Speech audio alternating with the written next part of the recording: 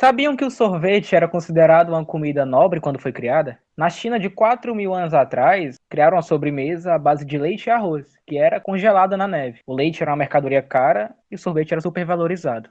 Você sabe quais foram as mudanças que essa sobremesa sofreu até chegar nesse sorvete delicioso que todo mundo tem em casa? O sorvete é fonte de algum nutriente? Tem como deixar mais saudável? Quais os pontos críticos de produção? Sabe quais são? Como essa indústria se encontra atualmente? Existe alguma perspectiva de otimização? Eu sou o Vitório Gabriel E eu sou a Rayane. e esse é mais um episódio do Engenharia de Quê?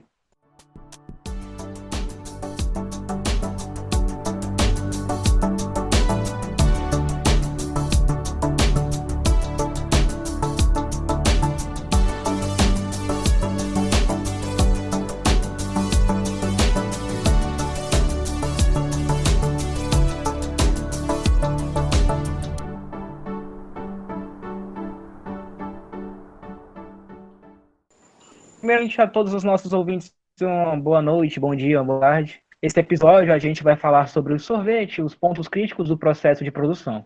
A nossa convidada de hoje é a Aline Rosa, engenheira de alimentos formada pela UFC, nossa queridíssima faculdade, né, nossa queridíssima universidade. Ela trabalha atualmente como gerente de produção em uma empresa de gelatos. Bom, Aline, primeiramente boa noite, seja bem-vinda. Boa noite. Queria perguntar para você de forma breve como que foi essa adaptação no meio da produção mesmo, assim, como que você tem se sentido bem de acordo com o trabalho, a formação, se teve algum curso que ajudou bastante, que agregou nisso?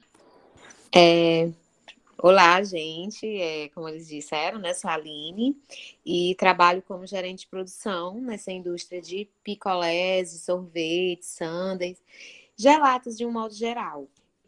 É uma fábrica que, além de produzir algo que aqui na nossa região é bastante consumido, ajuda bastante na questão mesmo de colocar produtos novos no mercado, porque é algo que é um amplo nicho, né, de mercado. Popularidade é um motivo de muitos questionamentos, né, e mitos principalmente. Para tentar esclarecer mais sobre essas dúvidas, Aline Rosa, você pode falar um pouco sobre os ingredientes que são essenciais para a produção do sorvete? Sim.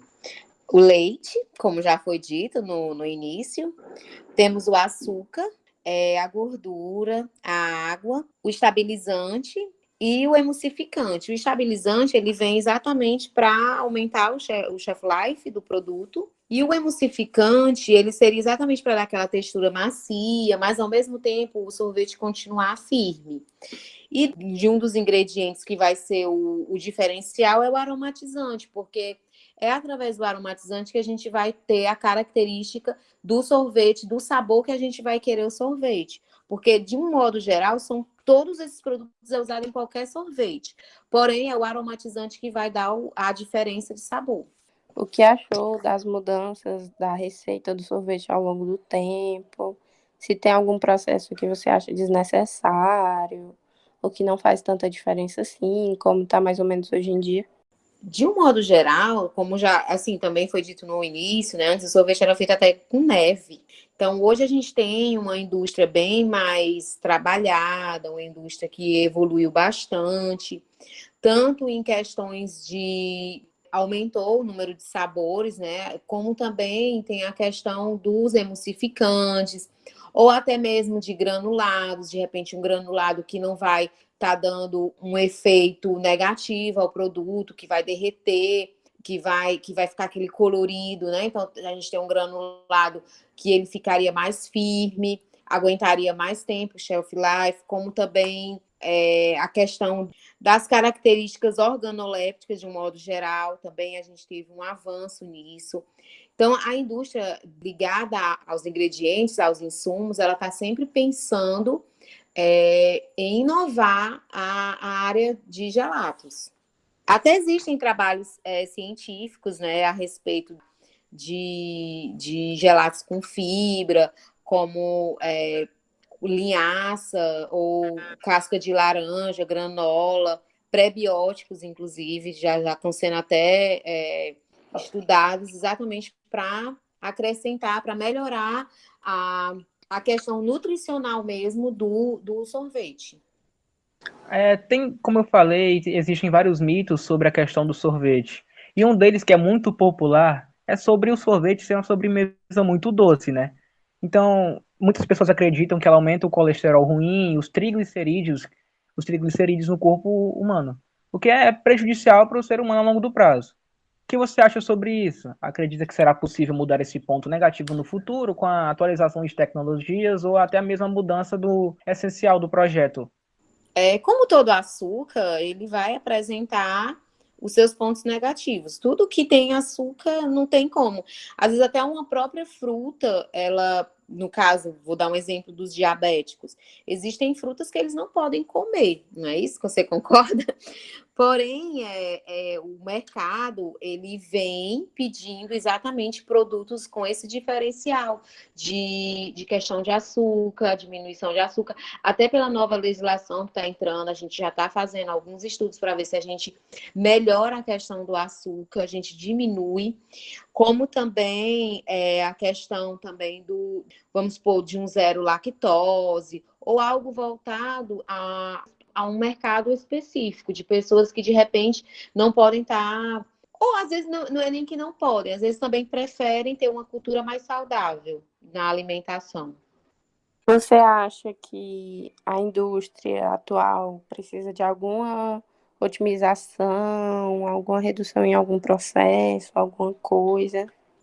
A gente acredita que a diminuição tanto de açúcar quanto de gordura iria ajudar bastante. Inclusive, já temos até fornecedores que vêm com essa proposta de dar a matéria-prima, né, que a gente compra deles, exatamente para a gente melhorar essa questão voltada para hábitos mais saudáveis.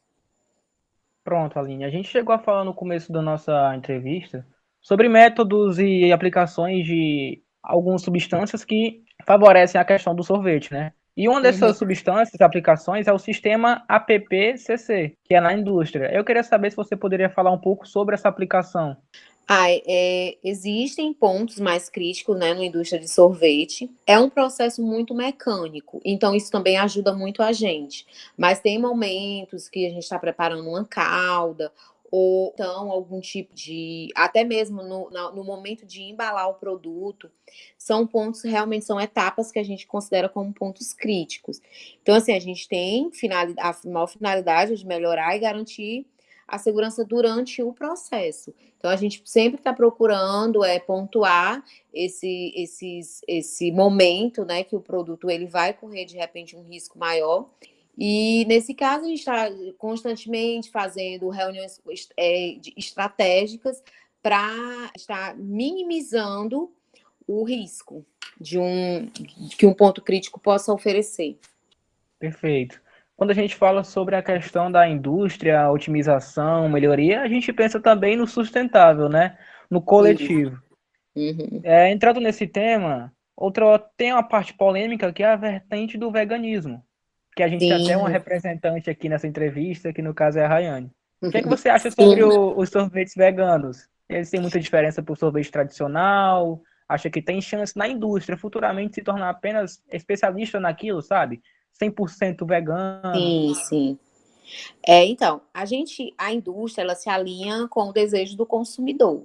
Então, como está crescendo esse público, né, eu vou chamar público, esses tipos de consumidores veganos, a gente acredita que sim, que vai haver uma exigência maior dessa clientela. A questão do sabor, geralmente um produto vegano comparado a um produto não vegano, geralmente ele tem um sabor diferenciado. Me desculpe. Mas assim, os veganos, acredito eu, que eles já têm até um paladar bem diferente. De repente, até que se eles forem comer algo muito doce, um doce industrializado, algo desse tipo, eles já vão sentir até uma diferença.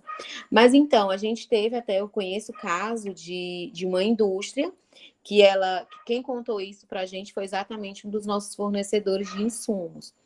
Eles pediram todos os produtos veganos e realmente existe isso no mercado, tem como ser feito sim, esse tipo de sorvete, né? Porém, eles fizeram outras exigências, disseram que não pode ser industrializado, como não pode ser industrializado, né? Então, assim, realmente é algo que ainda, vamos dizer assim, ainda é uma floresta a ser explorada, vamos dizer assim, né? Porque realmente a questão do sabor, acredito eu, que vai se alinhando aos poucos. Porém, a gente tem que ver qual a exigência que vai ter os nossos clientes quanto a isso. Porque, no caso de um produto que está na indústria, não ser industrializado, realmente seria algo impossível, né? Mas, sim, acredito eu que com o aumento dos consumidores desejando um produto vegano, por que não, né?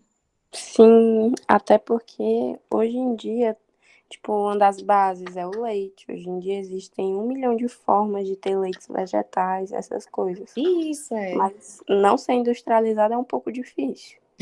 Seria, né? Entrando nessa parte mesmo, só para concluir, quando você falou que é uma floresta a ser explorada, realmente é algo muito novo, né? Que vem se tornando moda no cotidiano de muitas pessoas há muito pouco tempo. A gente pode dar uma média aqui de 10 anos, por exemplo. É um embrião ainda na questão da alimentação, né, para todos. Para concluir a nossa ideia, Aline, eu só queria perguntar sobre você na questão da formação na faculdade.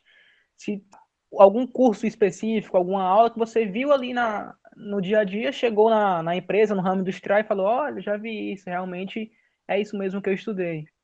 Sim, claro, tanto na parte acho que o nome era TPA1. Eu tenho quase certeza que era sobre laticínios. Ainda existe essa disciplina? Faz tanto Eu tempo, acredito gente, que sim. eu tenho 12 anos de formação, então eu não sei nem como está a grade. Mas, assim, me ajudou muito, sim, me ajuda até hoje, tanto na questão de análise sensorial, como também na questão de quando a gente vai fazer as misturas dos ingredientes. Seria, assim, quase...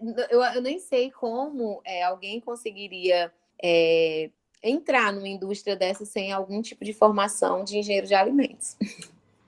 Muito obrigado pela sua atenção, Aline. As respostas com certeza vai esclarecer as dúvidas de muitas pessoas que vão nos acompanhar nesse episódio. Eu sou o Vitório Gabriel. Esse foi mais um Engenharia de Quê?